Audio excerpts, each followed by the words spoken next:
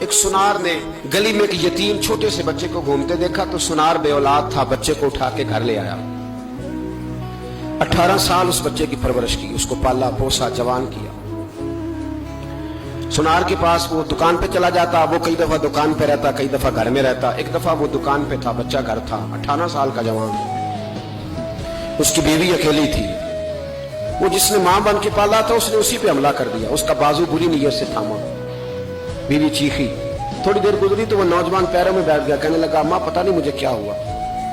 شام کو سنار آیا، بیوی چیخنے لگی، چلانے لگی، کہنے لگی آج عجیب بات ہوئی، جس کو میں نے جگر کا خون دے دے کے پالا اسی نے گندی نظر ڈالی۔ سنار محو حیرت ہے، بیوی کا خیال تھا کہ لاٹھ اٹھائے گا، ڈنڈا اٹھائے گا، نوجوان کو مارے گا، لیکن وہ رونے لگ گیا۔ اس نے کہا آج اس نے میرا بازو تھاما ہے، جانے کیا کیا ہے؟ پریشان ہونے لگ گیا، سجدے میں گر گیا، کہا تو بتاتا کیوں نہیں؟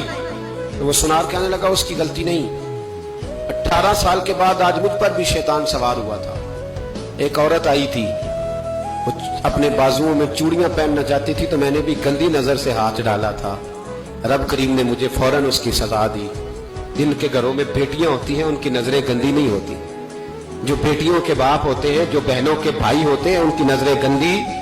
اور اگر تو ٹیلی فون کرتا ہے، تو کسی عورت کے ساتھ تعلق رکھتا ہے تو یہ بات لکھ لے، امام فخر الدین رازی 1، علامہ اسماعیل حقی 2، ملا جلال الدین رومی 3، امام خازن 4، امام جلال الدین سیوطی 5 حدیث کے استاد اور محدث لکھتے ہیں کہ اگر تو کسی پر گندی نظر ڈالے گا تو تیرا گھر بچ سکتا، یاد رکھ نہیں بچے گا، اس لیے کہ تیری نظر کسی کی بیٹی کو بیٹی سمجھ تاکہ تیری بچی کا پردہ قائم رہے، کسی کی بہن کو۔